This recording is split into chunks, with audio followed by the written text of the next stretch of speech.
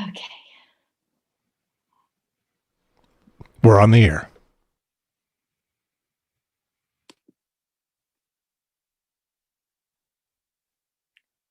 Randa, take it Okay. away. We'll All all right.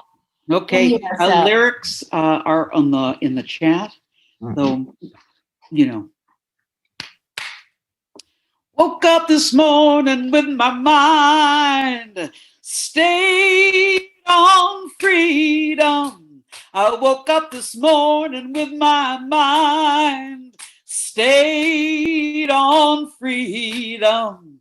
I woke up this morning with my mind, yeah, stayed on freedom. Hallelujah. Hallelujah, hallelujah. Yes, I woke up this morning with my mind stayed on justice. I woke up this morning with my mind just stayed on justice. I woke up this morning with my mind, yes, stayed on justice. Hallelujah, hallelujah, hallelujah. Well, I'm walking and talking with my mind stayed on justice. I'm walking and talking with my mind stayed on justice. I'm walking and talking with my mind, ooh, stayed on justice. Hallelujah, hallelujah, hallelujah. Oh, I woke up this morning with my mind, ooh, stayed on freedom. I woke up this morning with my mind just stayed on freedom. I woke up this morning with my mind stayed on freedom. Hallelujah, hallelujah, hallelujah.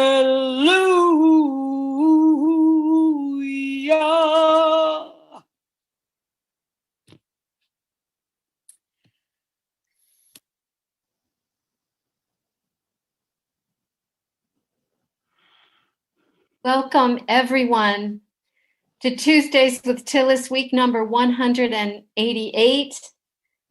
I hope you are as uplifted and comforted as I am to see all the faces in these little squares.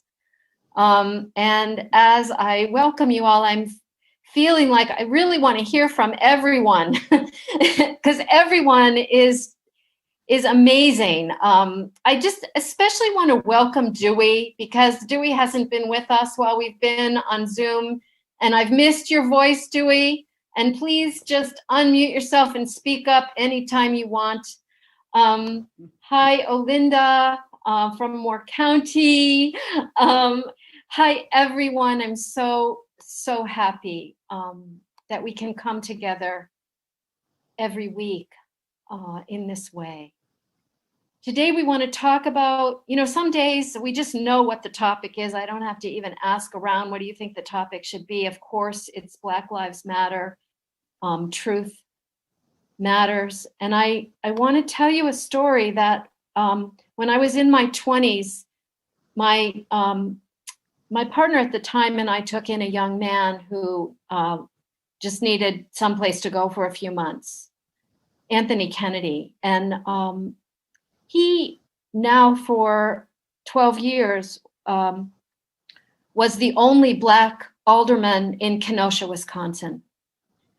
Wow. Yeah. And so I've talked to him a couple times this week. And my friend talked to him this morning. And he has made the decision that he's going to call for the sheriff's resignation and talk about how racist the sheriff is. He's really been serving with these people who you've seen them on the television. I don't need to talk about them, but I have been so uplifted by his courage, his ability to talk about his grief and his anger both at the same time, and his analysis. And so I just heard this morning from my friend that he said this morning that there were young Black Lives Matter movement people, people in his district. The shooting of Jacob Blake happened in my friend's district. And he said that he was talking to young people who wanted to march. Trump is going there, even though the governor told him not to go, the mayor told him not to go. Everyone told Trump, please don't go. Trump is going there. And my friend is saying, it's like Hitler marching into Paris. Mm-hmm. And these young men in his district wanted to march, in response to Trump being there. And so my friend said, look, why don't we just get a lot of flowers and put them downtown? And that's what they did. So I just was so moved hearing this story, and I want us all to send our love and best wishes to the people in Kenosha, and especially the people in Anthony's district, and to know how really brave and wise and really brilliant these people are, who are standing up in a very ingenious way today. Let's just send them our love. So a lot to talk about today. This struggle for Indigenous people, for people of color, for immigrants, for really all the outcasts in this world, and the struggle for the earth are inextricably connected. So it's appropriate that our Climate Crisis Committee requested some time today, and I'm gonna introduce Karen Bearden, who's gonna talk about a really appropriate topic, which is environmental justice. Karen. Howdy, y'all. Thanks for inviting me to speak.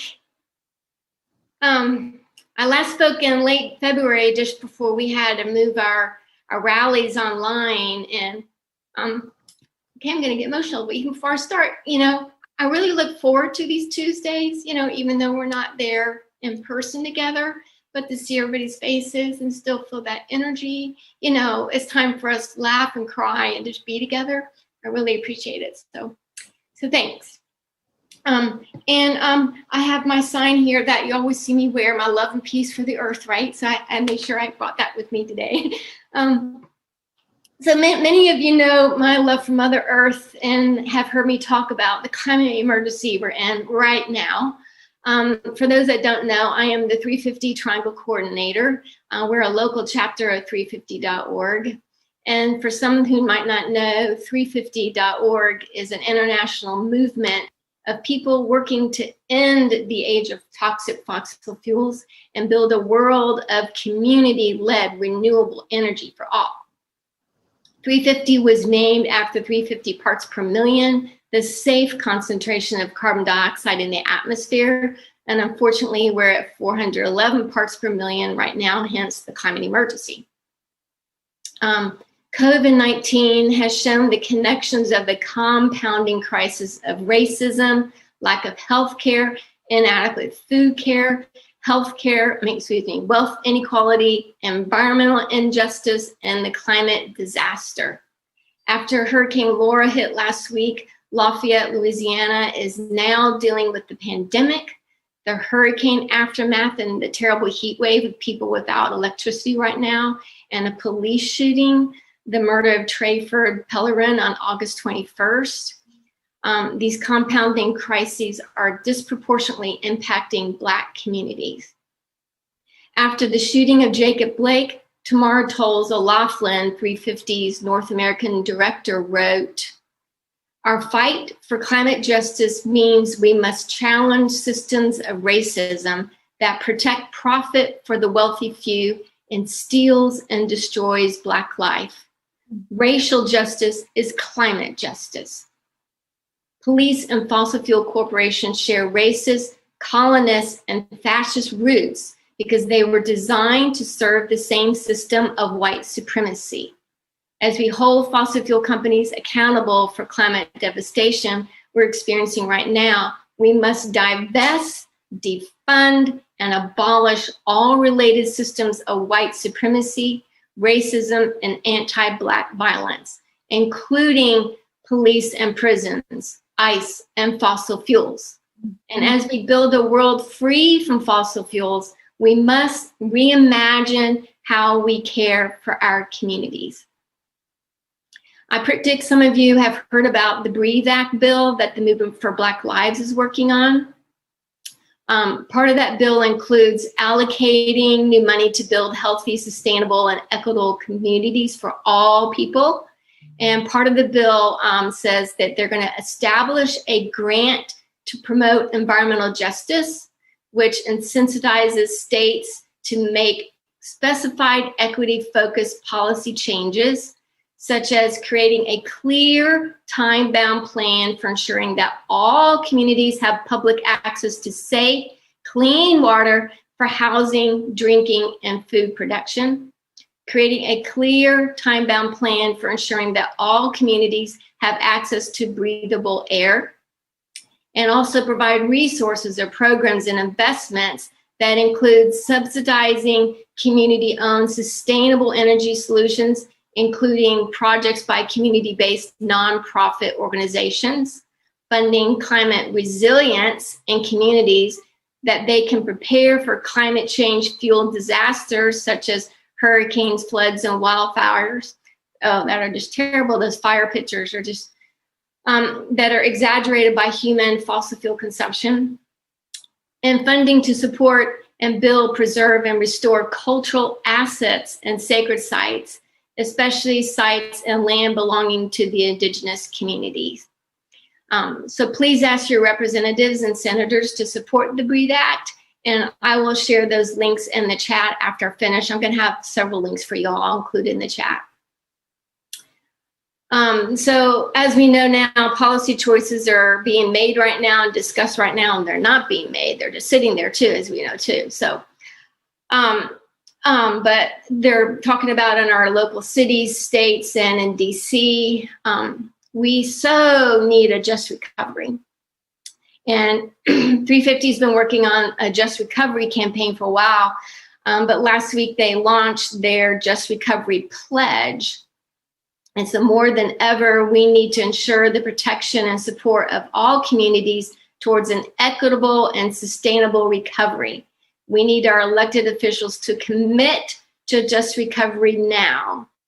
The pledge states, I pledge to put people first and work for a just recovery, protect all workers and provide health care for all. Provide economic relief directly to the people, not corporate executives. Yes. Protect our democracy. Prioritize hardest hit communities.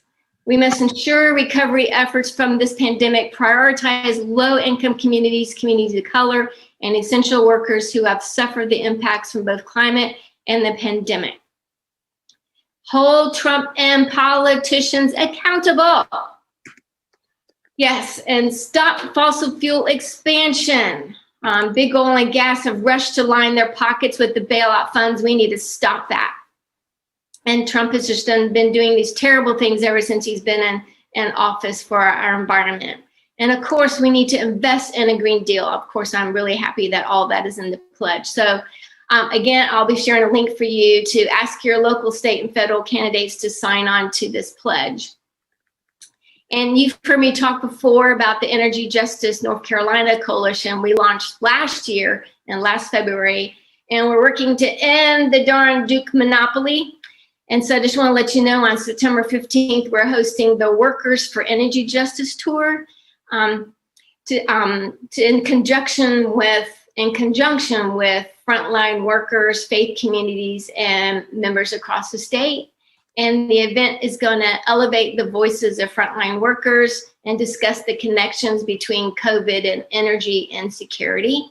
And there's going to be speakers from Raise Up, Plus, some of you know probably Reverend Rodney Sadler in Charlotte, who's really involved with the Poor People's Campaign. He's going to be one of our speakers too. And again, I'll include a link to that to register. And happy to say Tuesdays with Tillis joined 350 Triangle and many others around the state, and a letter to Governor Cooper and legislative leaders requesting that they allocate $400 million of the state's remaining CARES Act funding for utility bills assistance and help prevent more than 1 million households from losing electricity and water. No shutoffs today, September 1st, and just so saying lots of good thoughts and everything, and hopefully everything is going to be turned around and help all these people that might be sitting in their homes without electricity and water and no rent and be evicted. And so September 1st, so that's heavy on a lot of people's minds, I'm sure. So give the governor and legislators a call. They are going to be meeting tomorrow, and they better do the right thing. Also, American news outlets are not telling the truth and making the connection between the extreme weather and climate change and fossil fuel pollution. So there's a hashtag, and some of you who follow me on Twitter probably seen me doing it. So to tell the mainstream media in the climate science, and I'll share a link to that so you can sign on that petition. And Jamie Henn, who used to be our 350 communications director, is leading this campaign, and that's going to be, there'll be next steps. And I'm going to end with a quick update on the No Toxic Money Pledge. When I spoke in February, I just told you that that campaign had just launched. And so the No Toxic Money Pledge is candidates signed the pledge to agree not to take toxic money from Duke Energy and Dominion Energy, and a moratorium on all new fossil fuel infrastructure. And so we're at over 30 signatures now and growing. And you've heard me say the Wally White, who is running against Senator Berger, has signed. Yay, Wally. Mo Davis, who is running in Mark Meadows' old seat, has signed. Yay, Mark. And apparently the guy who's running it is a creepy guy. Oh, my God. John Autry from Charlotte, where Duke is headquartered, has signed. Yay, thank you, John. And many of us were impressed with Jenna Wadsworth, who's running for Secretary of Agriculture, when she spoke to our group last month. And she has signed on, and she is our first statewide candidate that has signed on. And she's been really supportive of us too. And and she just makes all those connections, doesn't she? I just love her. So help us get more. We need more climate champions working for us. Hope Ned Markey wins today in Massachusetts. Please, Ed, Green New Deal. And I'll include that link also. And on September 17th, we're going to be having a press conference where we're going to have some of our signers going to be talking and stuff like that. And once that link is set up, I'll share that on Twitter and the Facebook page too with Tuesday. So thanks so much, y'all. Appreciate it. Love you all. Thanks. Lots going on, and I'll share all those links. That was so amazing. That was so amazing. Thank you, thank you, thank you. And thank you, Climate Crisis Committee. And Karen covered so many things that I wonder we could maybe first open it up for questions and comments about what she said. And then we'll open it up to more of what our topic is today, although this is all our topic today. And once again, just reminding you, if we can privilege the voices of people of color who are among us, just watch out for not talking too much, any of us. So including me, I'm muting myself now.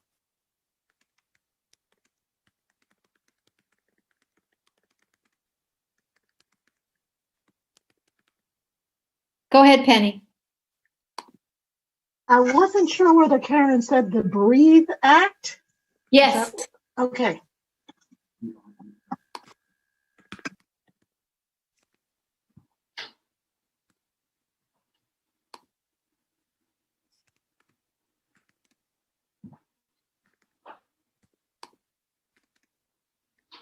Apparently she did a good job. This is Lib thanking Karen again. It's just an amazing amount of information to try to take in for everybody. Would you speak more about the coalition and who are the partners and coalition, and maybe the coal ash coalition. So are you talking about, which coalition are you talking about? You talking about energy justice? There's so many, yeah. Well, Yeah, there's so many of them, right? And maybe the EJ and equity board too. Oh, okay. So, right. So DEQ has a North Carolina Department of Environmental Quality has an Environmental Justice and Equity Advisory Board where Liv has spoken several times and many other folks. And you might have remembered that Liv mentioned earlier that thankfully they did write a resolution, a statement against the Atlantic Coast Pipeline. So yay. Energy Justice North Carolina is a group that came together. We started actually meeting in 2018 and then we launched in February 19, and it's all about energy justice and stopping the nuke the Duke monopoly.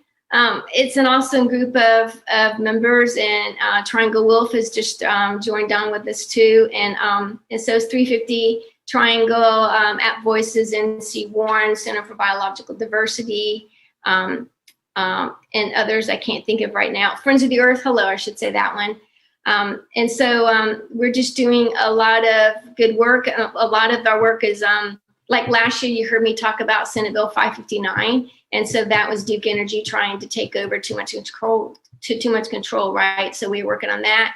And this year, our emphasis has been on the utility shutoffs. And so that's a little bit. And then something else I wanted to mention, we stopped the ACP, and now we are working to stop the Mountain Valley Pipeline. And so the proposed Mountain Valley Pipeline starts in West Virginia, goes through Virginia, and then they have a South Cape MVP, which goes into Rockingham and Alamance counties in North Carolina. And a couple weeks ago, the DEQ actually did the right thing, and they actually denied the 401 water permit. We were all surprised and, oh my God, yay.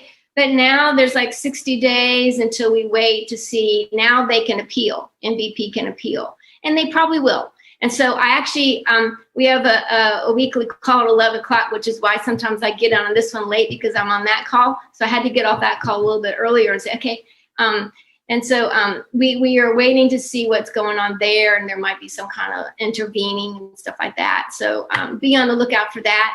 And right now there's a chance to send comments because FERC all of a sudden, Federal Energy Regulatory Commission, Joe is saying to remind me, MVP has asked them to extend the construction for the MVP for 2 more years, even after they had just said last month, oh, it's going to be done by early 21. Well, no, now all of a sudden they're looking for 22. And we're going to stop that one too. We're going to stop that one too. We're going to stop that one too. We're going to stop that one too. Right. And then we also have the internet. Yeah, that's enough. There's a lot going on. Yeah, there's so much going on that we should return to this for an entire session. I think that what happens is the news cycle becomes so overwhelming. That for this week, I'm thinking we maybe should move on to the news cycle, the larger news cycle, if that's okay. Yes, Jewel. Someone has asked if we can get a copy of Karen's excellent remarks. Ooh, can we? Good. That would be good. Or at least whatever you want to put in, you don't have to labor over it, but everything you said was great and important. Great. And relevant to. Maybe I'll just email it to you, Jewel, and you can add it to the notes. Okay, that'd be cool. Thanks, y'all. That's so great. And also thank you for reminding us that the General Assembly is coming into session, and they're being asked to do a lot of things for the survival of North Carolinians. They have a lot of money still sitting around from the CARE Acts that they need to use for people. and the North Carolina Association of Educators is having a protest tomorrow, a car caravan from 4 to 6. So I'm going to try to send that information to Jewel in case any of us want to join that. Okay, it's always so tricky to only have an hour and to really want to hear from everyone. But I want to just move us because I don't know about you, but I have had so much emotional reaction to the Republican convention, to Kenosha, to Portland. And it just seems to me that each of us are needing to, we keep getting knocked off balance. And this is by design of the Trump administration. They want us to be knocked off balance. And so we just have to get very skillful at and finding our balance over and over, both as individuals, what can I do today? And it might be different from what I might decide to do yesterday because things are going so fast. But also, how can we be a force? How can we bring all of our sort of experience and credibility, really, of the last 188 weeks to help this movement for justice? So I just want to open that up and encourage you to just sit with your own body before you speak. How are you feeling? What is rising to the top for you? And I just want to encourage everyone to speak briefly, but to put your voice in, because I know you've all been feeling and thinking just as intensely as I have.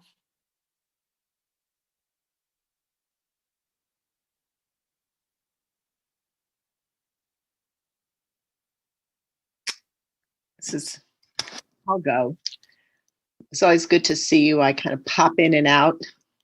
And I love the caring letters that you send out. You're a pretty extraordinary group. And aside from your direct action, I think your spiritual grounding, wherever that comes from, makes a big change in the world. You're very unique among the many groups that I interact with. But, last week was a really horrible week. And it wasn't just, I didn't even watch the convention. I did not want to give them the ratings, and I couldn't unsee or unhear any of it. But you can, it came at you from other places because I'm a news junkie. So I always have the news on if I'm home, and I saw enough of it. And of course, the thing that stood out to me the most, and fortunately is getting some discussion, is the strong parallels between Germany in the 30s and the symbolism and the signals. And we've been watching this happen over a period of 3 years. And I do think that it is subliminally reaching the target that it's intended for, which is very scary. Mm-hmm. So what I do, and what I, first of all, thank you to those of you who participated with postcards. And some of you donated money. You can keep doing that. I'll send you the link.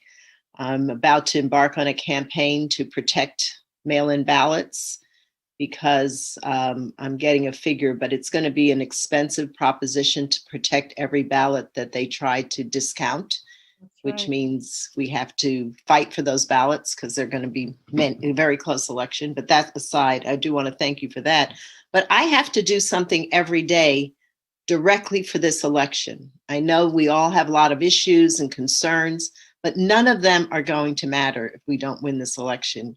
None of them. We will not get one thing on climate. We will not get anything on healthcare. We will not get anything on anything. So I'm just going to suggest that, if you can spend an hour a day on one of the Biden campaign phone banks or NCDP phone banks. We also have an NAACP phone bank that we're running that is targeted toward voters of color who have spotty voting histories. The postcard campaign many of you participated in, was also targeted at that group. And if we don't do something every day to change what happens on November 3rd, none of this matters. So that's my thing. And I guess one of the reasons I wanted to come today, because there's a lot of energy here and no more passionate group than I know of that's on this screen, these 3 screens. And if each of you, commits to doing something, calling, carding, helping me raise money, whatever. Those are the only things we can do between now and the election. You know, yeah, I want to protest too, but that's not getting us to those voters who we need to show up. So, and yeah, he's going to Wilmington, but you know, Wilmington was the only city in the state in 2008 that had a university that voted for whoever was running then, McCain, I guess. Every other college town in the state voted for Obama. So, you know, we may just have to cede Wilmington, but we got a lot of other territory and real estate we can capture. So thank you for listening. Thank you. Thank you. Couldn't have said it better. That's great. A lot of loss, you know.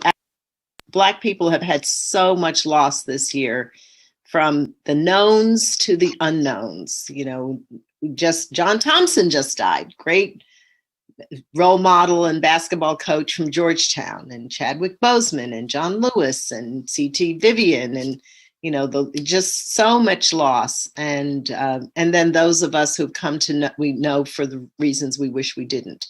So anyway, just putting that out there. Thank you.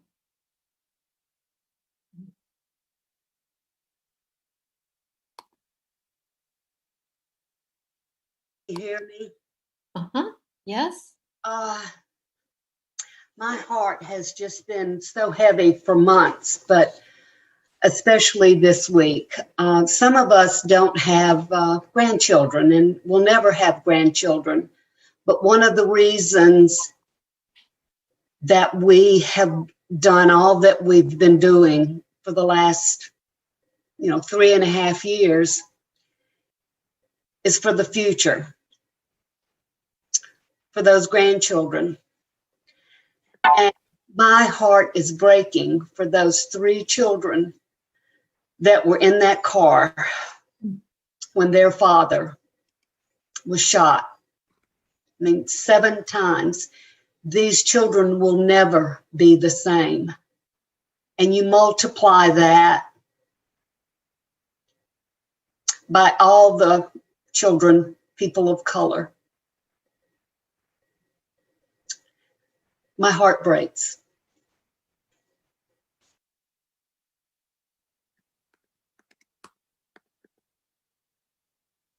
Generational trauma that just keeps getting passed down one generation after another.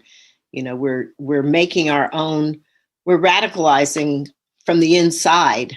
Absolutely. On both sides in a way that is just horrific, and that we don't, that people aren't connecting the dots themselves as to what's happening. I do think the message yesterday that, the danger is what we have now in the White House. That's where the violence and the danger is coming from. And if we can just get others who are not as committed to understand that, we may have a chance to keep the door open for next generations. Yeah, and so this country was founded on genocide and slavery. And so I think the more we can really look at that and how, Trump's presidency makes perfect sense in that context.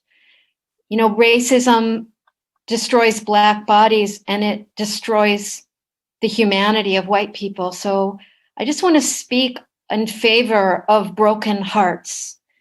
That when we allow our hearts to be broken, that's change will come out of that. And I feel like a lot of white people have just lost their humanity and don't realize why. And the key, the way to change for all of us is to not turn away from our hearts that are broken. So I thank both of you for what you just said.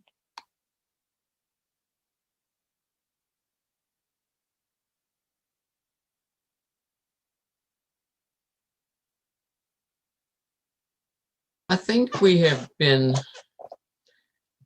habituated by the outrage du jour, which has been happening consistently from day one to now. But we need to be acutely aware that our very democracy is at stake in this election. That the things that Trump has been doing that are beyond presidential powers, but nobody's stopping him, are a serious threat to the existence of our country as we have known it. And that we need to show other people that scenario so that they understand the urgency of this vote.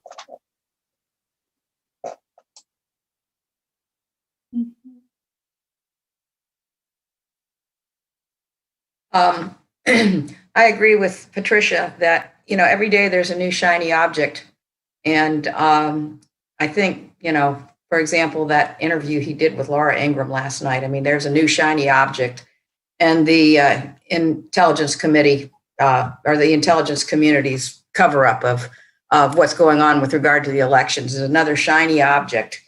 I think we just have to take all of that and energize it and put it towards this election. I mean, that's really the only thing we've got left. I think we have to, I have two thoughts. One is this morning, I think it was NBC reported that on November 4th, we can wake up to reports of a landslide victory for Republicans because of mail-in voting for, you know, it'll be propaganda, but it may be reported that way. And, you know, I hate to sound like a Debbie Downer. It's how I feel all the time now. Even though I'm doing a lot, trying to do my part every day, like Diane talked about. But I think we have to think about November 4th as well, and November 5th and November 6th, that having two tracks is really important because, you know, after the last election, a lot of people shut down. We had the Women's March, but I'm really afraid that if I mean, everything is lining up with just cheating. There are just so many levers of cheating going on that we also have to think about November 4th and after. And I want to be on the side of hope and hard work and activism and allies and all of that. But everything that I read is just this powerful Ursula coming up out of the ocean to just squash the honesty and integrity of the majority of all of us. So I don't know. It sounds a little like word salads, but I just am so filled with just, I don't have a word for it. There's no word for it anymore. Well, I just want to speak to that because I do think that we probably can't imagine the level of evil that we're dealing with here. You know, the level of people who have had power, you know, white, rich men who are going to do everything they can to hold on to power. And I think none of us are naive that this is going to be settled in November or maybe even December. And that, you know, we can't afford to lay down on the battlefield. And also we can't afford to fight this war on the terms of these people that are out there with their guns and their flags. We have to understand there's so many more of us. There's so many more of us, and they only understand force. And I believe we have a much wider range of tools available to us. Yes, Mike Eisenberg. There is, no matter who wins this election, that after the election over, we will see Trump's race war in the streets of the United States. These long guns will be out there. The militia will be out there. Whoever he wants will be out there, and it's scary. I've been talking about that for a long time because of inequality, that this will end with a war in the United States streets. And I really believe that. And the other thing that I fear, I heard it this morning too, Susan, about Axios comment that Trump will win and have a landslide, 400 electoral votes in his pocket on election day because of absentee ballots and mail-in ballots, not that there's any difference. And as soon as the ballots get counted, it'll either be close or Biden will win in a landslide. And the problem with that, again, is Trump trying to disqualify mail-in voting, that this will not be certified in time. And on January 5th, when the House of Representatives has to certify the election, that this goes into the House of Representatives, which is what Trump's hope is. And he wins in a landslide there with 30 states voting against 20 states that are the majority of representatives are, and 30 states are Republican and 20 states are Democrats. That's what he's hoping for. He's hoping to throw this into the House of Representatives, and he will be president for 4 more years. He won't, because he's desperate and everything he's doing is backfiring. Diane and then Mark.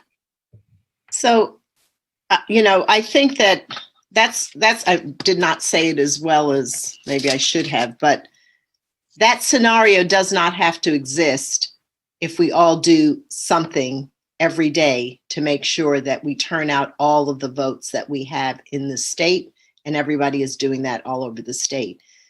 The election is going to be canvassed on November 13th. So we have to resist the belief that we will know the results on the 4th. We have to just resist that and talk about that with other people. Mm-hmm. We have to break our own echo chamber. We have to say, well, we may not know the results until November 13th. We'll be counting ballots.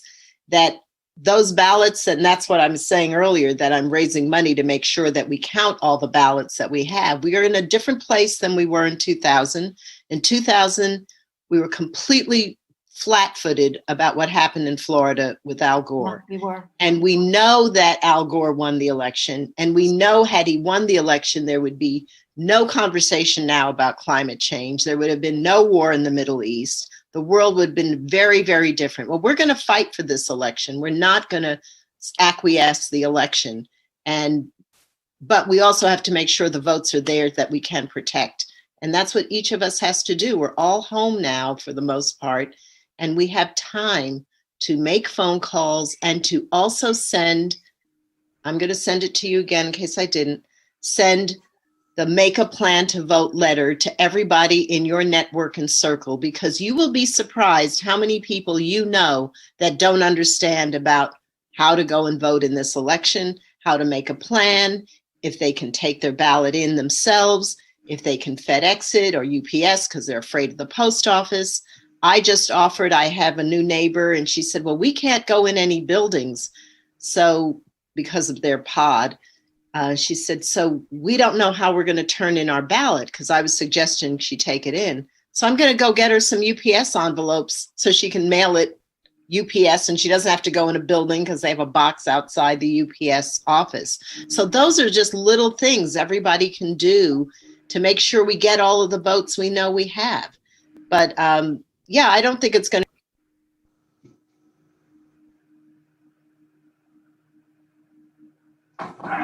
I'm sorry, But I didn't mean to mute you. No, it's okay. I'm talking too much. But we all have to do something to deal with our own anxiety about this, and that's getting people to vote. That's what it's going to take. That's right. I totally agree with you, Mark.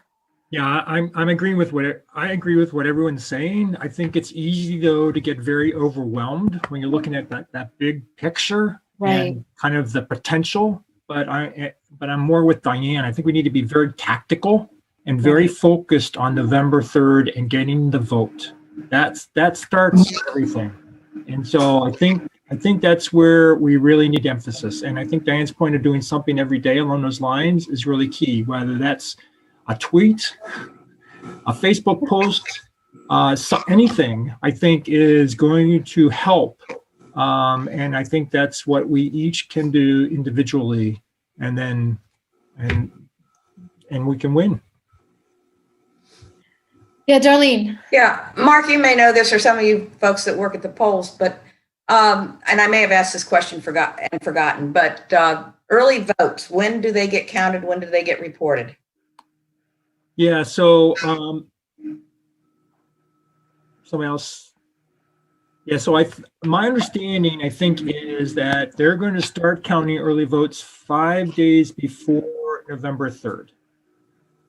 And they will count them until they get through all the ones that are postmarked by 5 p.m. November 3rd, postmarked. Okay.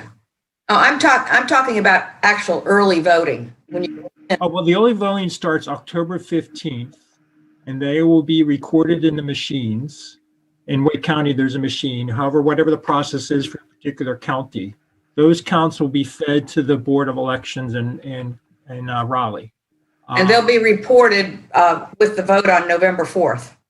Yes. That's correct. Okay. Yes. Suzanne? Changing directions just a little bit. The League of Women Voters is having an informational webinar about the affordable housing bond for Raleigh. And it will be at 3:00 on September 8th. It's a Zoom call.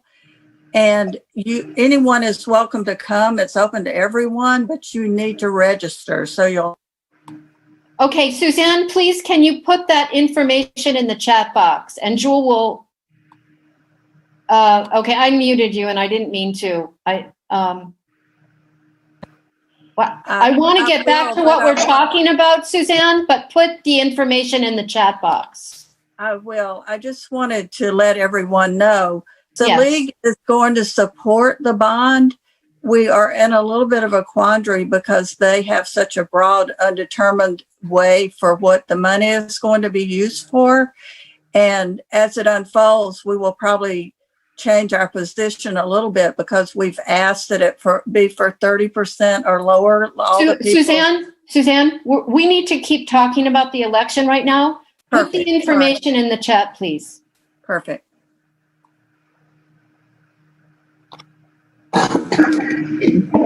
So may I ask?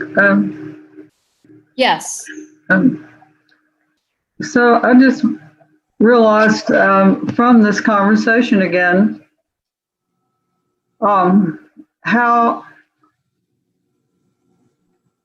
I'm starting to, I've been worn down a little bit, and I'm starting to be hooked on some of the lies that Trump tells.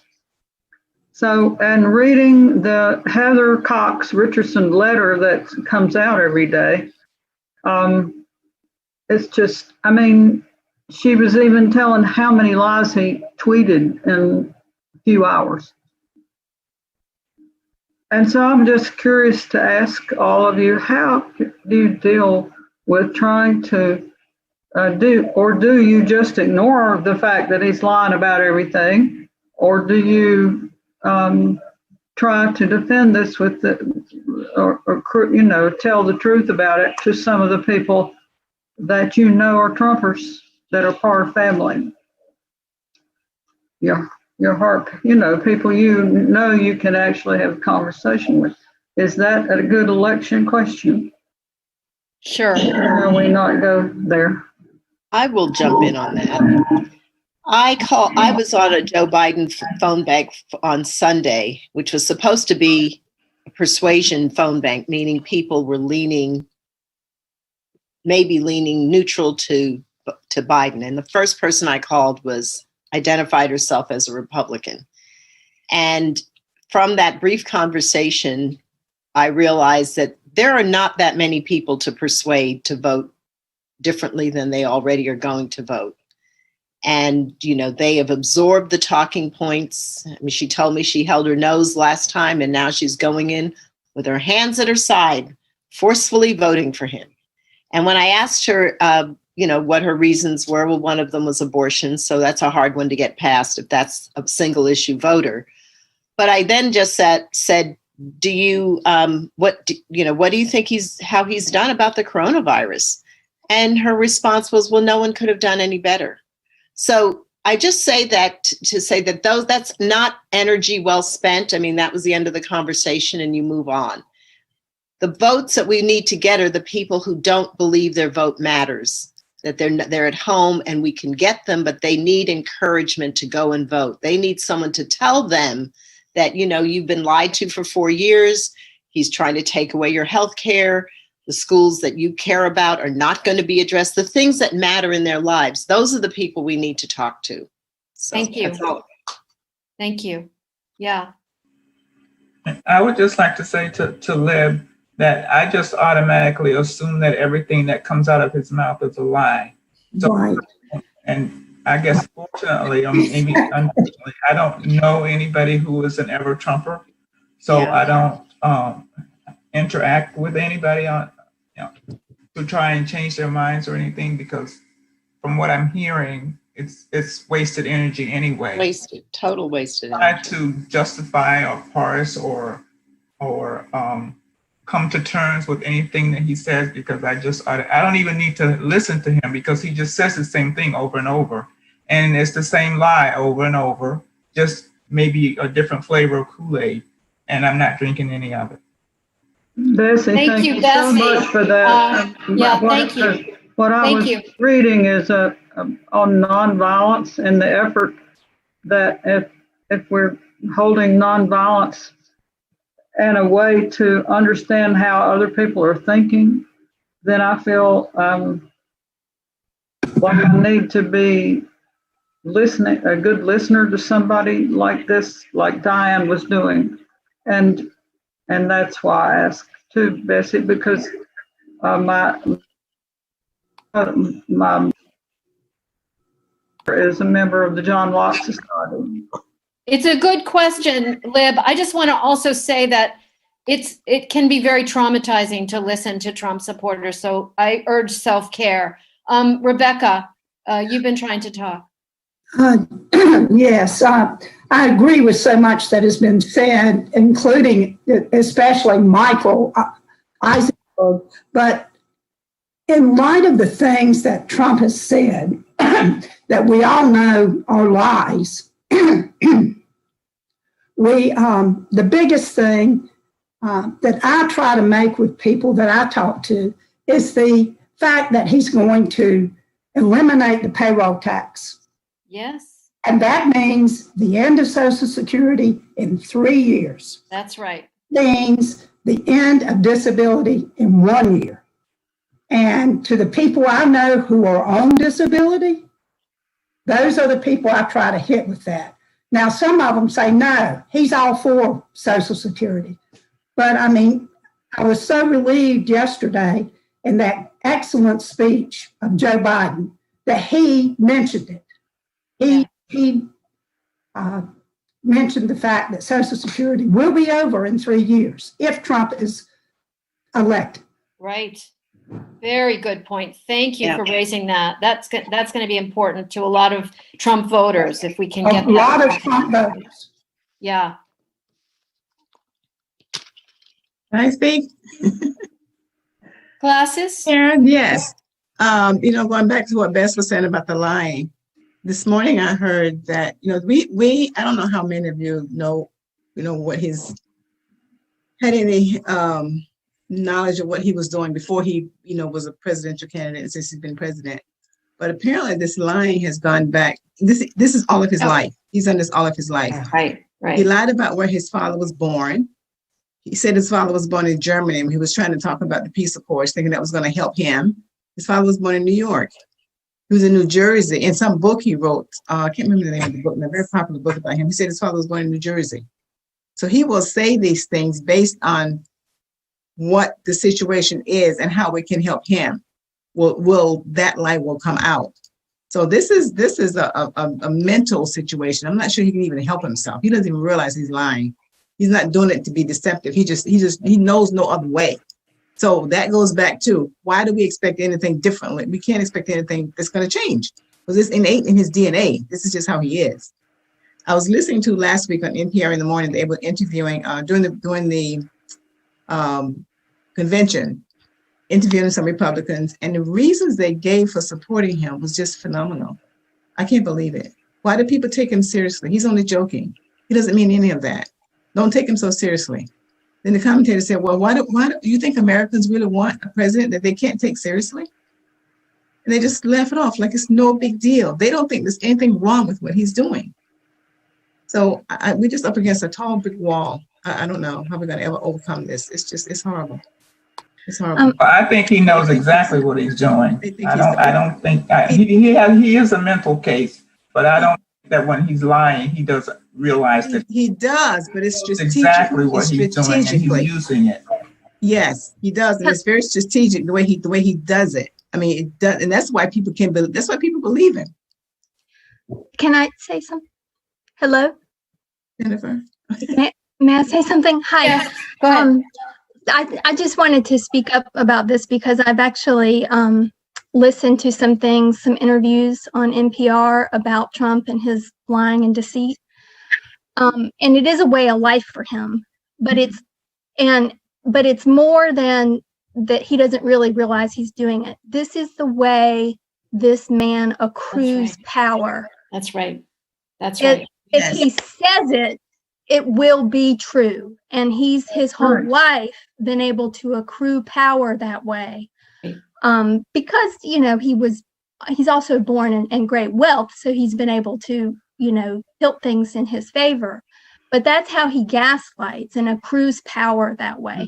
So it is just don't, as you empathize in your heart and have compassion for a human being that is so deceitful, don't fool yourself that this isn't a power building strategy. Right. May I say something? I just like Go ahead, Cliff. Agree with so much of what's been said. And I know that when we started off this discussion, it was within the context of Black Lives Matter. And I do think that it's all related, whether it's Karen Bearden's excellent remarks about the environment and environmental racism and implications of that, or the discussions we've had about fascism and deceit and the mechanisms to wreck the post office or the election or whatever. It's all kind of tied in together. And I would say that, there's I guess an old Negro spiritual called walk together, children, don't get weary. And I think that's kind of where we are right now, is that we've got a lot of different things that are going on at the same time. And we've just got to, be mindful and be goal directed and strategic. On one hand, when we look at the Black Lives Matter movement, we have seen some excellent examples of protests that has been effective. I mean, Karen Ziegler, you were just at one of the grandest examples of that just this past, I guess Friday it was, when we saw the march on Washington. On the other hand, we've seen other situations where folks have let interlopers come in and hijack a protest and turn it into something that it wasn't intended to be, and have that miscast by the media. And so, probably when we get in those situations, we need to encourage Black Lives Matter people to police their own protests, be able to point out the interlopers and to say that they're not with us, that's not what we're about. On the other hand, it's important to recognize that I think on the other side of this road that we're walking down, we've got Trump, who's using race as a bludgeon. And he's basically trying to scare the living bejesus out of white people in particular about what will happen with Black Lives Matter and Antifa and Joe Biden and all of that. And so we just got to see all of that as one kind of a big thing that's happening at the same time, and stay goal directed. Because I agree very much with what Diane is saying about, we get this election and we're going to be able to move on some things going forward. But if we don't, it's going to be really, really tough. Thank you. That's the perfect way to draw this to a close. I know there's some people still wanting to speak, and we can do that after the close. Thank you, Cliff. Thank you, everyone, so much for this discussion.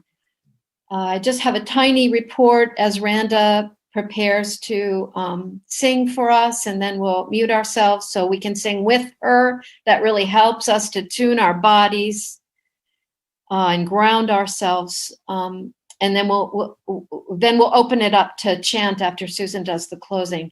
So just one tiny announcement is that I heard from Russell at Ready the Ground, who is offering us a 2-hour martial training.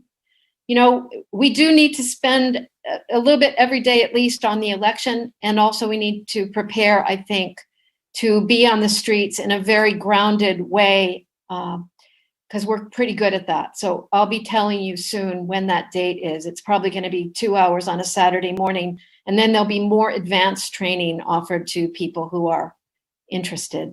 Thank you again.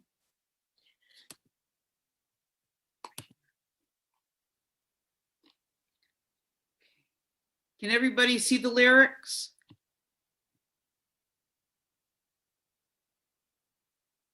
Oh, okay, good. Okay. Michael is out of town, so I'm closing up today.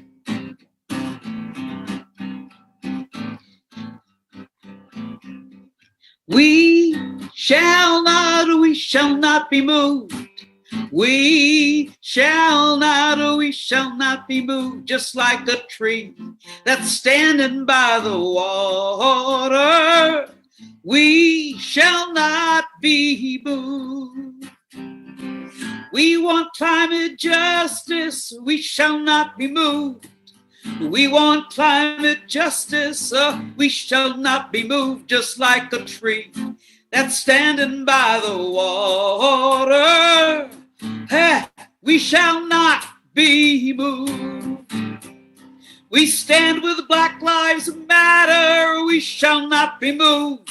We stand with Black Lives Matter. We shall not be moved, just like a tree that's standing by the water. We shall not be moved. Oh, we shall not be moved. We shall not be moved, just like a tree that's standing by the water. We shall not be moved. Brown and black together, we shall not be moved. Brown and black together, oh, we shall not be moved, just like the tree that's standing by the water. We shall not be moved. Oh yeah, we shall not be moved. We shall not be moved, just like the tree that's standing by the water. We shall not be moved.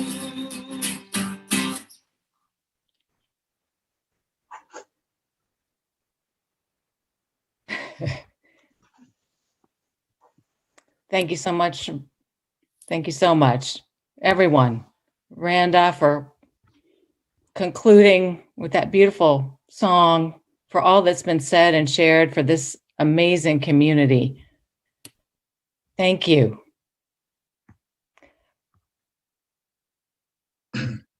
Following up on what Randa invited us just to sing, take a moment. Don't move. Don't move. Stay where you are. Give this meeting just a little bit extra of your time, of your thought, of whatever grounds you. Let it sink in. You know, last week after Scarlett gave that powerful closing about the mail, I ordered some cards from an artist in out in Idaho. Some pretty cards I just wanted to send out, and she sent me the cards, but then she put a little handwritten note in there, and she said, "Here are a few extra that you can't find online." She didn't have to. She just did. She gave the extra. And as I thought about the extra, especially in the context of today's themes and our conversation, I also thought about all the extra that Black people in this country have had to endure, the extra suffering, the extra brutality, the extra grief, just on and on. As one poet said, Emmett Till till the end of time, it's just on and on as we still are coming to terms with what happened to Emmett Till and he was honored on Friday during the March on Washington. All the extra giving. Martin Luther King's granddaughter standing up there, 12 years old on Friday, just saying, great challenges create great generations. And Chadwick Boseman, suffering with colon cancer and going to visit children in the hospitals who are suffering with cancer themselves and offering himself fully to providing inspiration through the screen. All the extra that George Floyd's family gave, testifying right after he'd been murdered. And Breonna Taylor's family still trying to get facts, still trying to get the truth, enduring, but giving. Just the man that you may have heard about, the man from who walked 24 days, 750 miles from Milwaukee to DC to be there on Friday. He gave it his all to be there. And he never felt better, he said. He never felt better than that last mile. Once you start thinking about the extra, there is so much of it. So I'd like to just remind people of just one more thing, and then we'll close. But you remember, of course, the wrongfully convicted 5, the Central Park 5, who are exonerated, the exonerated 5, and one of those 5 is named Yusef Salam. And you may have heard that he's just written a book. He's become a political activist and educator, and he's just written a book. And he said, in talking about the book, he said, when he was behind bars, he said, I could have given in to my despair because that's what they wanted me to do. His mother told him, you don't give them that. Do not give them that. And now in his book, the boy's name is Amal, which is Arabic for hope. So, we don't give them our despair. We give them our extra hope. So I'd like to invite you to unmute and now just for 5 seconds, say the name of someone, a Black person who, living or dead, for whom you are in this struggle. Cindy Smith. Tom Lewis, Vicky and Sam Hines. Breonna Taylor. Breonna Taylor. Ida Keep saying the name. Write them in the chat too if you want to. Trayvon Martin. Honor these people. Honor their name. Honor their legacy. Frederick Amen. Douglass. Michael Brown. The Journal of Truth. Ida. King Jr. Names just keep coming. Ida. Three Lord. Ridley and her family. Tubman. On and on. Lula Bond. Yes. Black Lives Matter. Black Lives Matter. Lives Matter. Matters. I'm here for Ida. You matter. Your vote matters. Forward together. Not one step back. Forward together. Not one step back. Forward together. One step back. Need to do at least 3 times. We're all in this together, walking together, as Cliff said. Walking together. Thank you. Susan, that was terrific. Thank you all. Thank you. Thank you. Thank you. Thank you, Susan. Thank you, Cliff. Thanks, Suzanne. Thank you, everyone. Thank you, Diane. Thank you, Bessie. Thank you, Bessie. Oh, Linda and Al. Hi. Yeah, Linda and Hi. Hi, Al. Hi, Al. Oh, it's so good to see you both. Oh, there they are. Wow. From St. Gerard a long time. Maybe. You doing okay? Doing fine. Great to see you. I You look younger. We love you. We love you. Doing great. Stay strong. Stay strong. Yeah. Stay strong. You know, they're talking so much about the Mueller report now because of Mike's book or your book. And like, I knew, like, you know, they'd bring up, well, in section 1, and I knew what they were talking about, and it was because of you. That's right, Al. I was thinking about you so much during Rachel Maddow, and she was talking about that book. I'm glad you watched that. Yeah. It's great.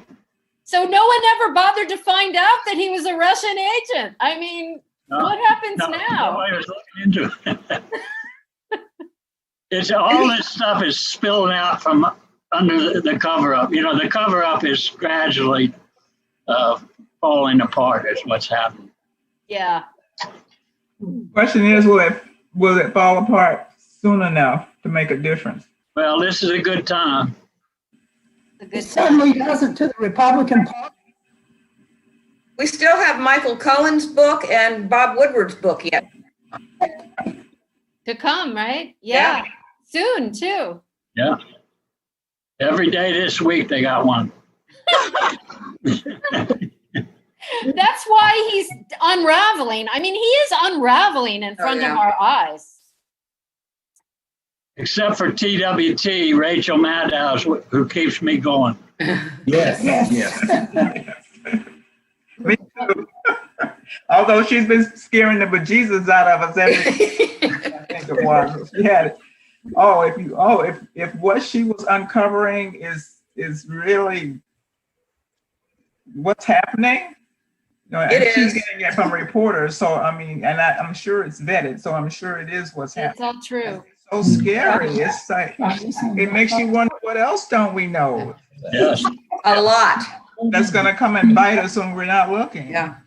But how do you guys feel? I'm sorry. How do you guys feel about Michael Moore saying that Trump is going to win?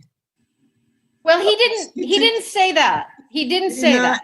Because he took a lot of heat. Somebody apparently maybe Yeah, he did not say that. He said basically what Diane said, which is we got to work our butts off every single day so that he doesn't win. I mean, he did not say that. If he had, okay, I'd be more worried. But you know, I want to just put something out there, which is if we flip the Senate, even if Trump wins, he'll be removed very shortly. So do we need 2/3 of the Senate to convict him? No. Just a majority? Wait, we're going to ask Al. This is a legal question. You need 2/3 to convict him, but if we do it the second time and it's so clear, that'll be a very interesting. The Senate will be in the hands of Chuck Schumer rather than Mitch McConnell. Yeah, that's the key. Remember the difference is who's running the show, and also the Supreme Court justice that runs the impeachment hearing has, I think has learned a little bit over the past year. Yeah, took him a while. Yeah. I know people that still don't understand. We've been working with them for years. Why do you think they have 18 years to go through college? It's a long process to learn. You know what's strange to me is this whole thing with, well, I mean, it's everything. It's the idea that the counterintelligence that Frank Figluzzi talked about yesterday, what happened to it? Like disappeared. It almost sounds like Keystone Cops, but it can't possibly be. It's not. And why don't we know? And how did Robert Trump die? I think it matters that we know if he died from COVID. I mean, there's just so much. Well, you know, in Michael Schmidt's book, he said that Trump thought that he personally could prosecute Hillary Clinton and James Comey and send them to jail. I mean, this is what we're dealing with. All right. So I'd like to ask a favor of the TWT. Please. So Linda had a wonderful, Linda's in charge of the state Women of the Year conference, which was on Saturday. She did it on Zoom. We had 100 people watching it. And one of the things that Linda had on it was, we have this white couple down here in Southern Pines that has done a wonderful, kind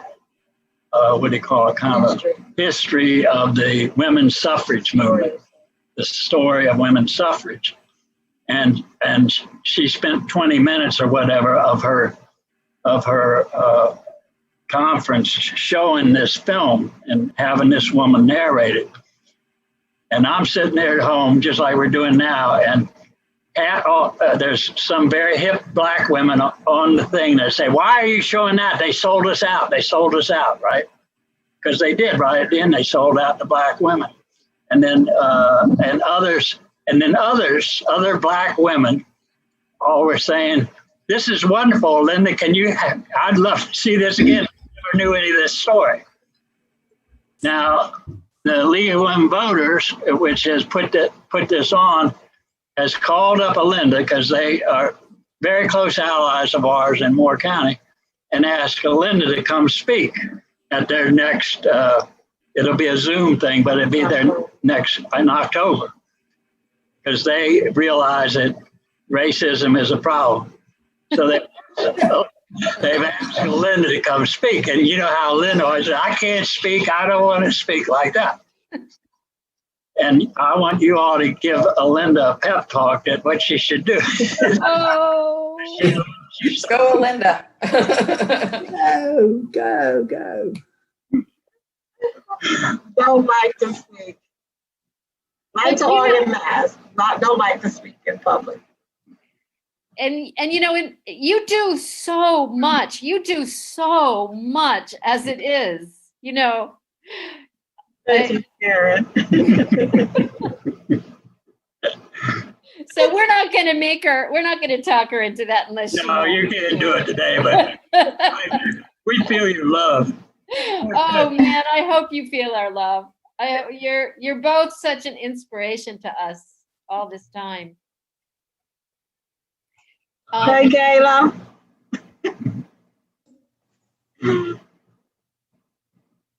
I have something I want to bring up, which is around white protesters in Black Lives Matter protests. Because there are activists who, I'm just going to put it out there what I see. What I see out there on the street sometimes is white men meeting white men, and what you see is a lot of ungrounded adrenaline and testosterone. And I don't think it's that productive. I think it isn't helping. And one of the things around that is Antifa, which there was an article in the Washington Post today, BLM is not Antifa. So Antifa, I don't even really know what it means. The guy who shot the Trump guy in Portland reportedly was 100% Antifa. It's not really an official group. Mm-hmm. Some people who just are anti-fascist call themselves Antifa. But I wonder what your thoughts are about that, because I feel like one thing that we have to be smart about is, who do we organize with, and what are we saying that our boundaries are around who does what? Does that make sense to you, all those questions? Yes, very much so. bringing it closer to home in Raleigh on Friday night, we were all very concerned because of what happened on May 30th. And one of the things, one insight I had was when we did Moral Mondays, number one, everybody was committed to nonviolence. We weren't trained as well as now we put people through some training, but number two, it was Reverend Barber, his strength, and some of the rest of us that were always there. We had this, nobody would have thought about setting something on fire or breaking or something. In a moral Monday, think about it, it just doesn't make any sense. Right. So discipline is the right word, revolutionary discipline. Yes. Same word as disciple. And it means that you, are very conscious of your leadership role. You do it sometimes, Karen, in this. So, and that you are accountable for what happens when you bring people out and where they face the enemy. And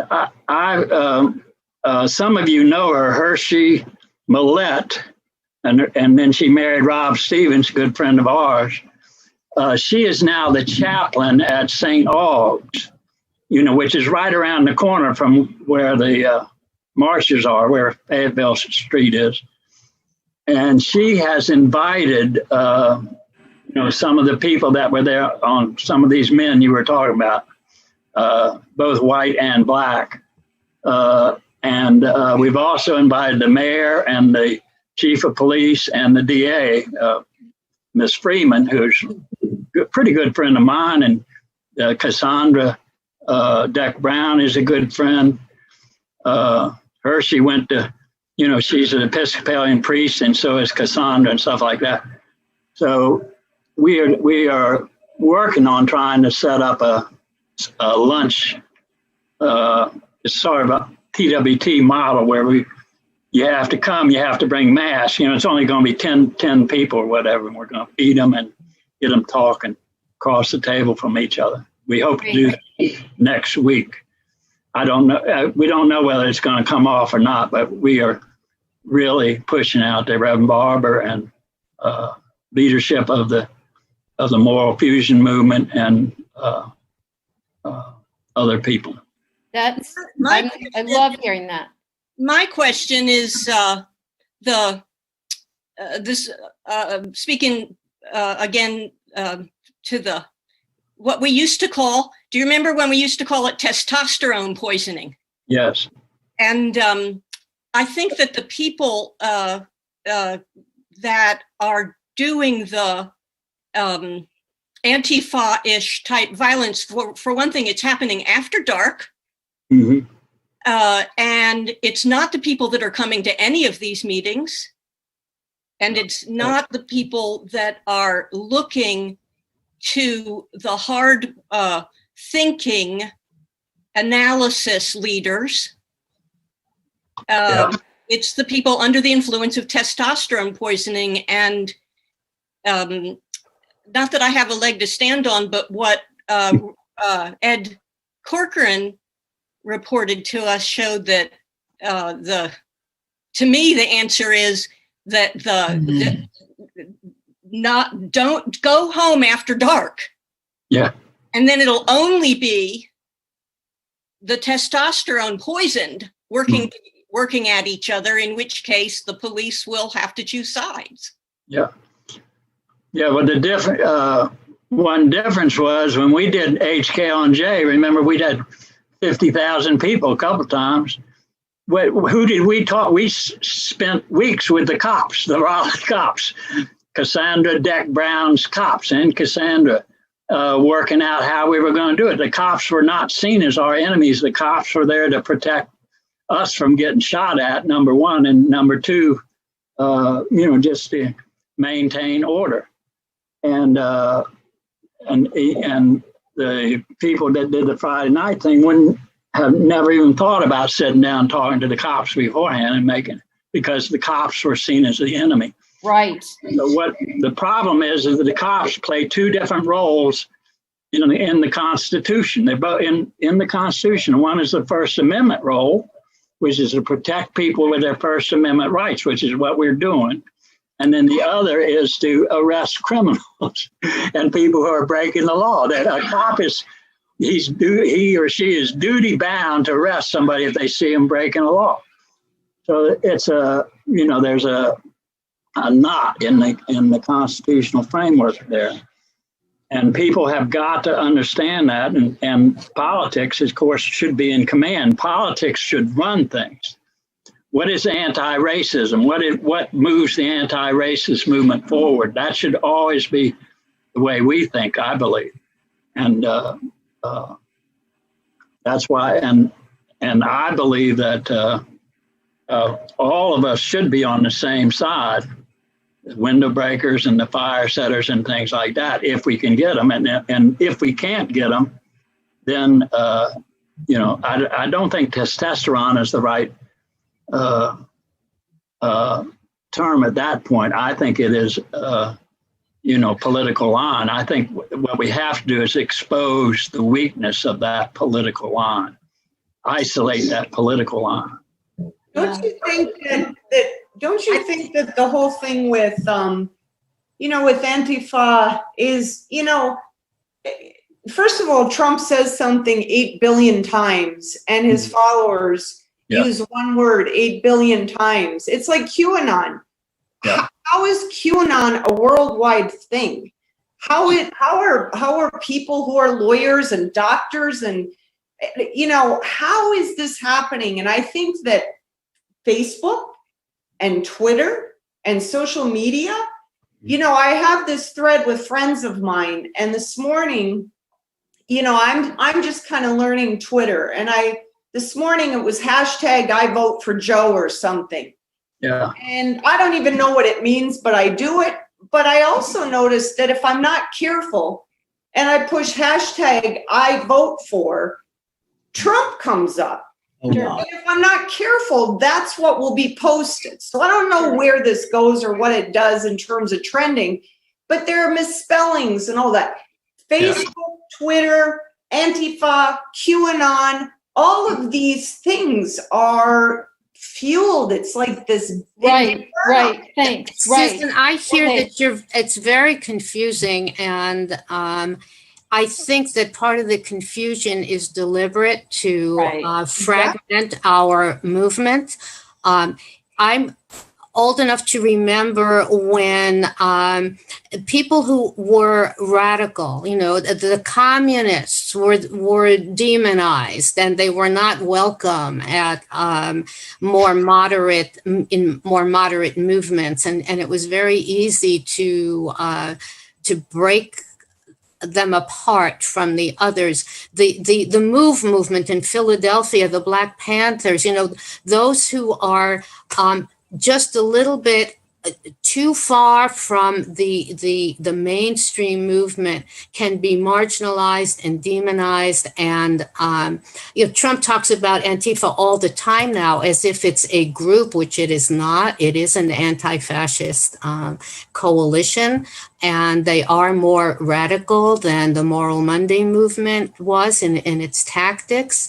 But I think we need to be very, very careful not to fall into that trap of discounting and giving bad press to people who are really on our side. They may differ in their tactics, but please be careful I was at the downtown Raleigh on Friday for the Movement for Black Lives protest. It was very peaceful. It was cohesive. There were all kinds of people there. I left when it got dark, and I think that was my choice to do that.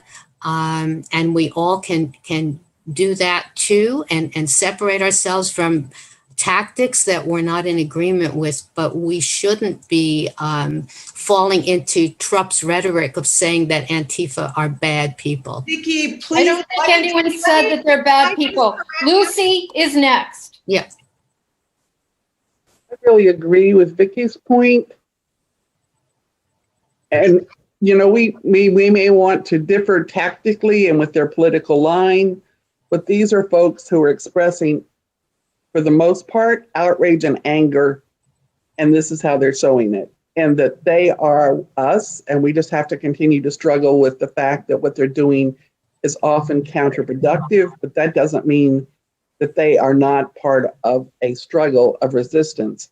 Going back to your point, Al, when you talk about the police are duty bound to arrest people who are breaking the law, as you well know, we have armed vigilantes who are marching and who are not being arrested. Right. Yeah. So we are the ones who are being targeted for throwing a frozen water bottle, while people who walking around with guns are being encouraged to take over state capitals. So we just have to keep that in mind. Who is really being protected and served?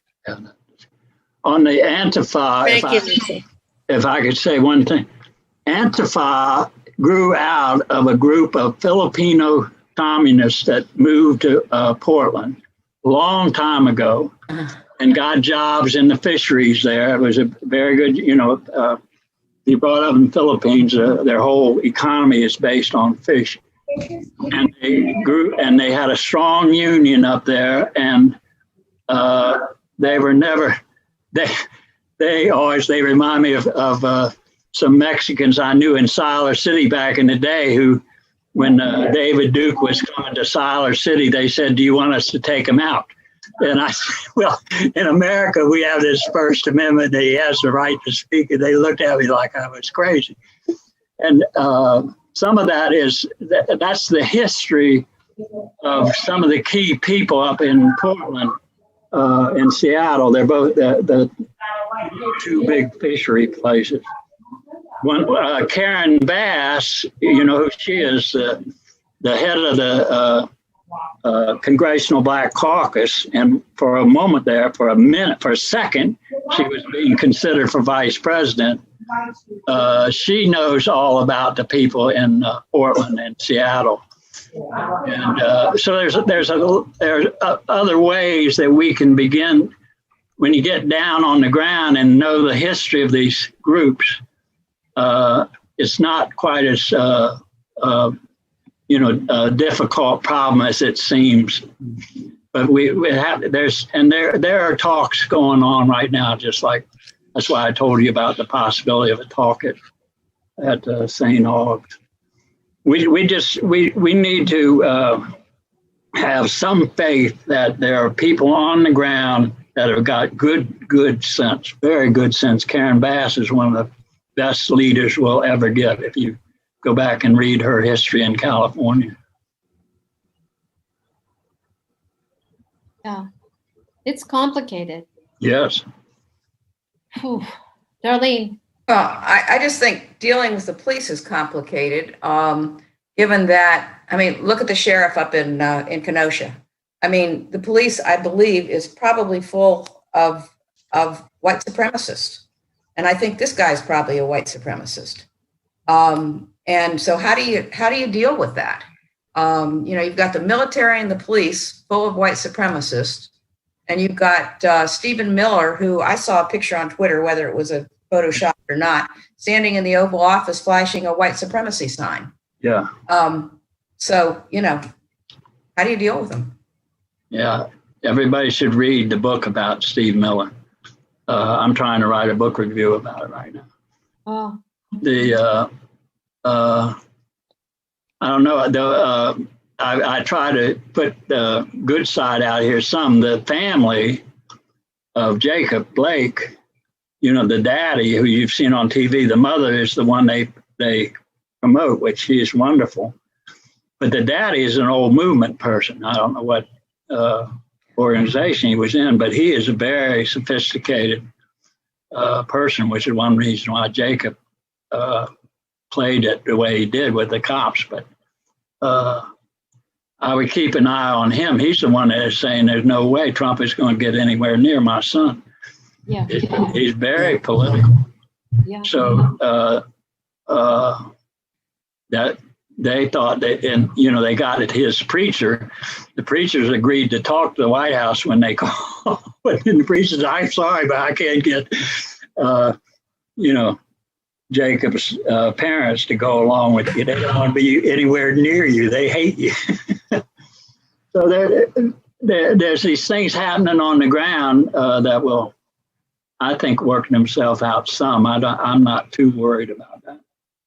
So one thing is there's a lot of pressure now to ask the sheriff, to get the sheriff and the police chief of Kenosha to resign.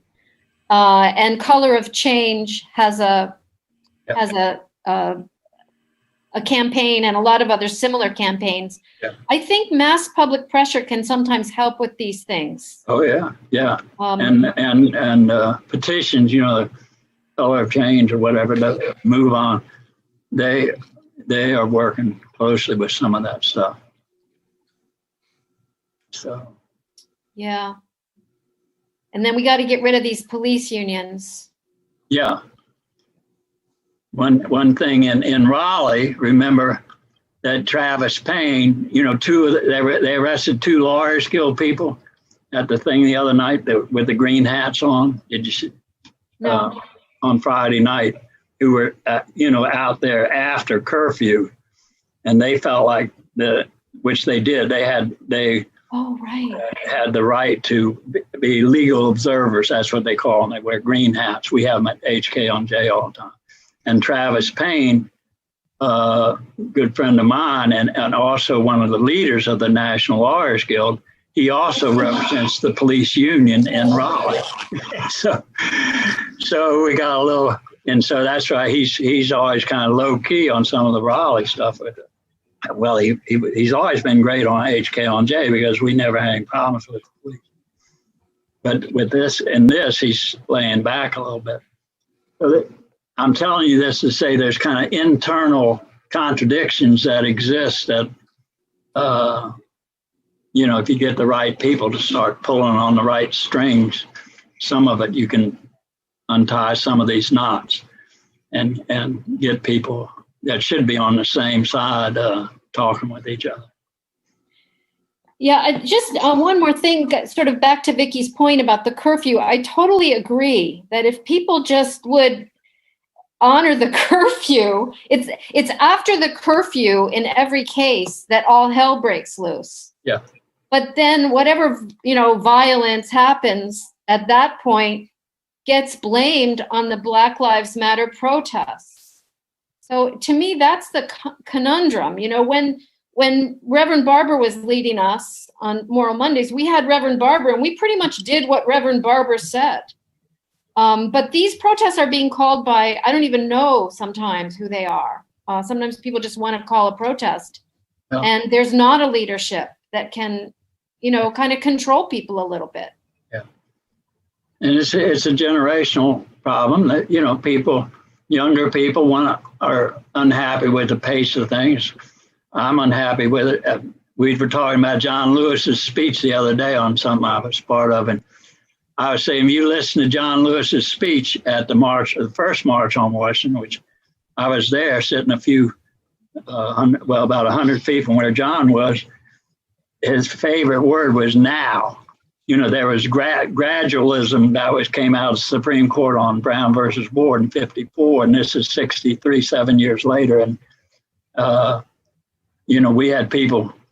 My leader, Jim Farmer, was the head of CORE. He was in prison down in Mississippi, couldn't be there. The CORE was not represented at that march. And but if you listen carefully to John and do a word count of his speech, which I recommend if you've never heard that, revolution was the word he used the most. And the second most used word was now. And I think those are good things to remember, that we the vanguard, the people that are pushing and taken some responsibility for our actions have always got to push. We always have to now, as opposed to gradual. Always remembering that younger people who are coming on board. You know, it took me 15 years to become a revolutionary. It's not. It's a slow learning process. So, well, I'm going to go back to write my books. Okay. We love you, Al. Thanks for hanging out with us. Thank you. Thank you for everything you do. Stay strong. Thanks, Al. We will. We will. Karen, I would just like to impose. I missed the very beginning of the session because I was trying to get Aunt B's connection, and you were. But when I got connected, you were talking at. I'm not sure about what, but you mentioned a friend of yours who was going to take some information or do some movement to take something to an organization to do something about something. Like I said, I just got a few words of it, and I was wondering if you could just kind of maybe I was talking about Kenosha. Kennedy, you were talking about Kennedy, your friend. Yeah. I didn't talk to him today in Kenosha, but I talked to a friend who talked to him this morning, and he, you know, the community there in Kenosha is dealing with Trump coming today, and he characterized it as Hitler marching into Paris. And he has been calling very courageously for the resignation of the sheriff, which has a lot of implications for him and his life and his job, his friends. It's complicated. But anyway, he's been taking a lot of shit from the Black community who see him as a sellout because he's been as an alderman, the only Black alderman, for 12 years in Kenosha. But he has really stood very firm in a very beautiful way. And finally, I think as the plans for Trump coming were crystallizing and people weren't listening to him and he was worried about the safety of the community, he talked to some young people who wanted to kind of march and directly into Trump's parade. And so he said, well, you know, why don't we get flowers? Why don't we put flowers around downtown? And why don't we march with flowers? And why don't we have a celebration in our district? Because Jacob Land was shot in his district, in my friend's district, which I wonder, like, how was that on purpose? You know, that kind of freaks me out. But anyway, and so I just was very moved by what he's doing there and how he, very mindful of him and these young people that got all these flowers in preparation for Trump to come to Kenosha. And they plan to march with flowers, I think. So we'll find out how that goes. Thank you. Mindful of them today. Yeah. If you talk to him again, to your friends again, please tell them how many people support. Thank you. Based on your leadership here. Thank you for sharing that. Thank you. No, it's. Thank you. In fact, we could all go get flowers. That would be amazing too, wouldn't it? Yeah. That's what, like, we start our own. Well, I think it's going to take all of us, you know, and we just have to keep thinking about how we can keep listening to each other, because it's daunting. The election is daunting. I'm a little comforted by, I think we're going to flip the Senate, but the election is daunting, but I think also trying to figure out how can white people right now best support racial justice in the election and on the streets? Because that is definitely, that's the issue of our country. And unless we face it, this is going to keep going. But I think more and more of us are facing it. I'm kind of hopeful, really. I'm hopeful. There's a lot of deep resolve, and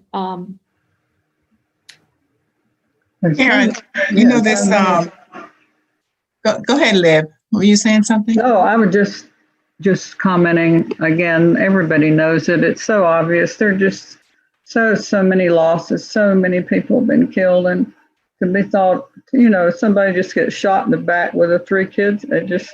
It's totally overwhelming. I feel like crying now. But, I know it is overwhelming. It is. Yeah, it is. Go ahead, Miss Waters. Glasses, yeah. I know.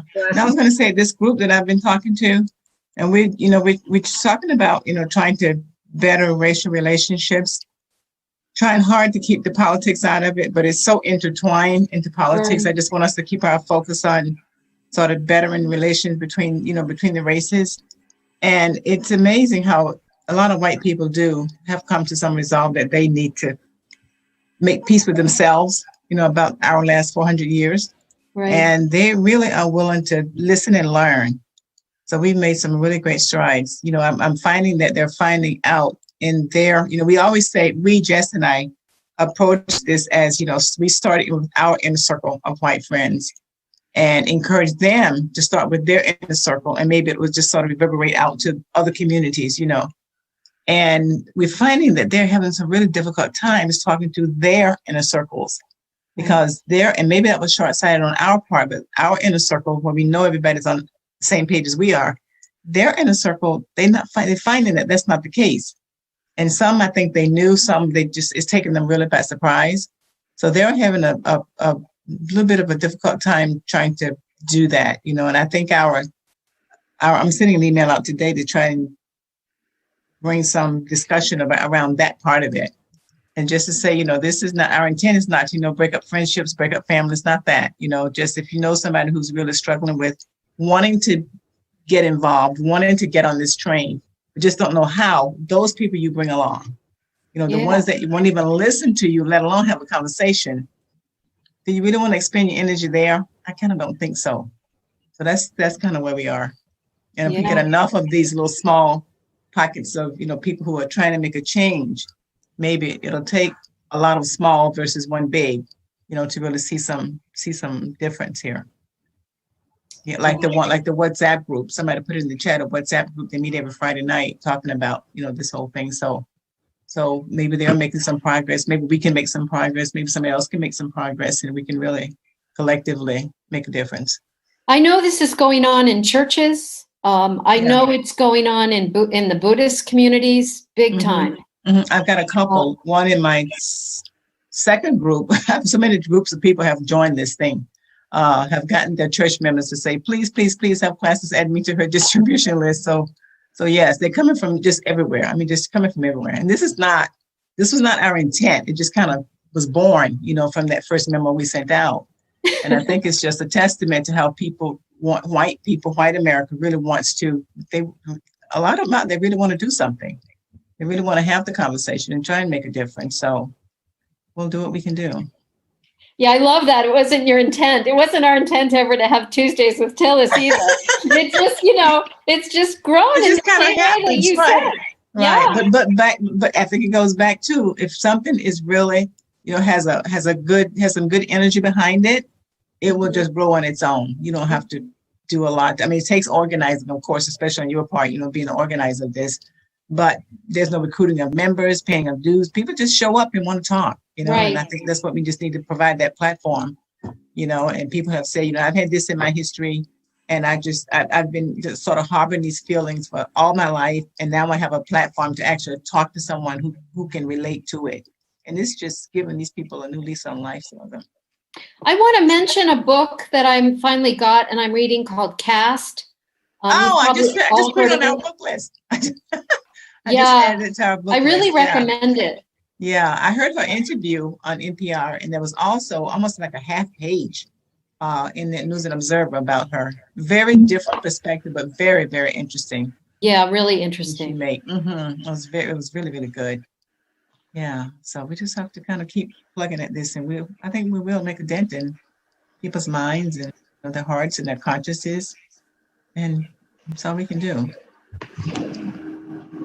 I'm also, I'm wondering a little bit about protesting, but I'm thinking that maybe just concentrating on the election for now is a good idea. Why isn't Biden, why is he not talking more about, or saying more about what these, what these protests really are about? Why do they turn into this violence? People are paid to go to these things. They're called protest disruptors, and they're paid to go and do this. These are not the peaceful protesters out there doing all this looting and violence and all that. I wish he would focus more on that, to let people know that Trump, he's behind this whole thing. This is his doing. This is his doing, the undoing of us by doing this. And I hope at some point, just say maybe he's just going to wait till later on, and do it. Maybe he's just trying to wait for the right timing. But I think he needs to get on it now and stay on that, and not let Trump blame the Democrats for doing this. And of course, he says it's all the states with the black governors, the Democratic governors. Well, that is true. That's one thing you've told that's true. But guess what? It's because you orchestrated it that way. That's your doing. So you can say that. Right. So I think he needs. I wish he would focus more, and maybe he will at some point. But I really would like to see him focus more on that, and don't let him blame the Democratic governors or the Democratic states for what's going on. Let people know that this is his doing. I hope he and Kamala Harris are out there every single day. They need to be. They really do need to be. Absolutely. Yeah. Absolutely. So yeah. I hope they do. Mm-hmm. So we'll see. Thank you all so much. Okay. Thank you, Karen, for all you do for us. Great. Thank you so much. Bye, everybody. Mm-hmm. Bye. Thank you.